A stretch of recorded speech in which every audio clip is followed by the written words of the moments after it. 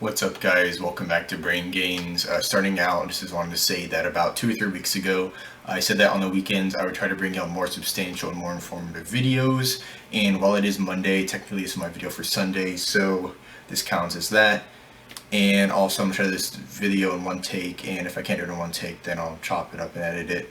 But, there's no script or anything, so whatever I say is just whatever I say. And so yeah. So to get into the actual video, as the title implies, we're talking about calories. And to start out with, the scientific definition of a calorie is the amount of heat it takes to increase the temperature of 1 kilogram of water from 0 to 1 degree Celsius. So to put this into easier terms to understand, the calorie is a unit of energy that we put a value to so that we can measure the amount of energy a living organism needs to survive. All right.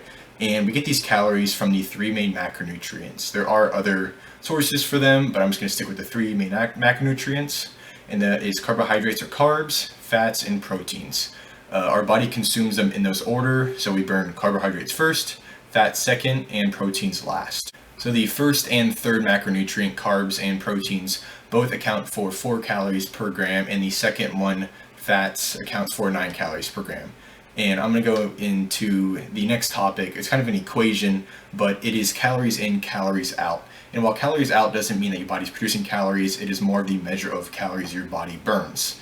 And so, for example, if you burn 3,000 calories a day to, stay alive, and that's what your body needs to run, then if you consume exactly 3,000 calories, the same amount that you burn, you will not gain any weight. If you consume more than you burn, so if you consume, say, 3,500 calories and you burn 3,000, then you're going to have to store those extra 500 calories somewhere in your body, and they're stored as weight, so that's why you gain weight. And if you, say, consume only 2,500 calories and you burn 3,000, you'll be losing 500 calories, and your body will take that from your stores of carbohydrates, fats, and proteins, and it'll do it in that order. So to lose weight and to lose fat specifically, you need to not have any carbohydrates, or you have to be able to burn through all your carbohydrates and start burning fat.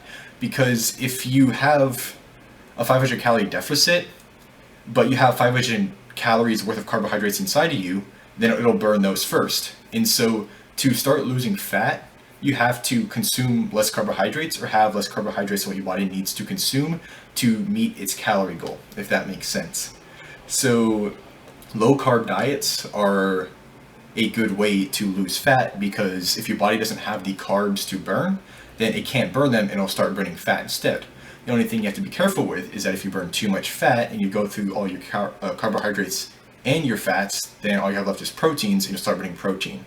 And that's bad because that's your muscle, and you start losing muscle mass, and that isn't a good thing. You want to keep that. So while having a carbohydrate deficit calorie or deficit diet, can't even think of the word, just a diet that has less carbohydrates in it to be able to burn the fat, you want to be careful that you don't cut out too many carbs and too much fat, and you start burning protein. And on the other hand, it doesn't really matter, but to gain weight, if you want to gain protein, if you want to gain the muscle mass, you're going to want to consume more protein so that your body stores that, and it's going to store it in your muscles if you are working out and causing them to grow. And so, the saying that you can sit around and eat cake, I don't even know if it's really a saying, but you could literally sit around and eat cake all day as long as the amount of carbs you get from that cake is less than the carbs that you burn. And so, if you eat 2,999 calories worth of cake and you burn 3,000 calories in a day, you're still gonna, lose 1 calorie worth of weight. And so, yeah, it's kind of pretty straightforward to put it that way. And I think the diet industry in the United States kind of misconceives people, because that's literally all you need to know is calories in, calories out. And if you consume less calories than you burn, you'll lose weight, because your body has to burn those calories from somewhere else, and you store those calories in your body as weight. Or if you consume more calories than you burn, then you'll start gaining weight. It's as simple as that. No matter how much you eat, if the calorie total is less than what you burn and what your body consumes, then you'll lose weight. That's all you need to know, really. And it's pretty easy because every single thing you eat pretty much has a nutritional facts label on it, and it has calories per serving, and you can, multiply that stuff out by how many servings you eat, and you can find out how many calories you've been consuming in a day. There's certain scales you can get on that tell you how many calories you burn. There's certain things you can go talk to your doctor about, tell me how many calories you burn. There's certain tests you can do, and so if you know how many calories you burn, then you can figure out how many calories you need to consume to lose weight or gain weight, and you go from there. Here's another side note, is that how many calories you burn is dependent on so many different factors of age, probably race, genetics, your activity level, maybe gender.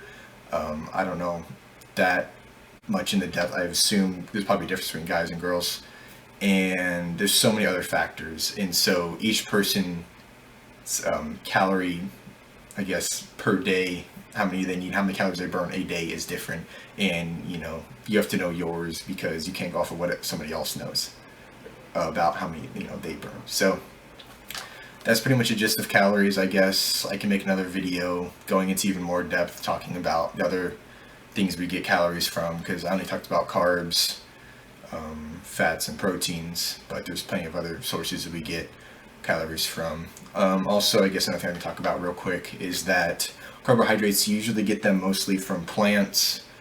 Fats and proteins, you get them mostly from animals, but you can also get fats and proteins from plants.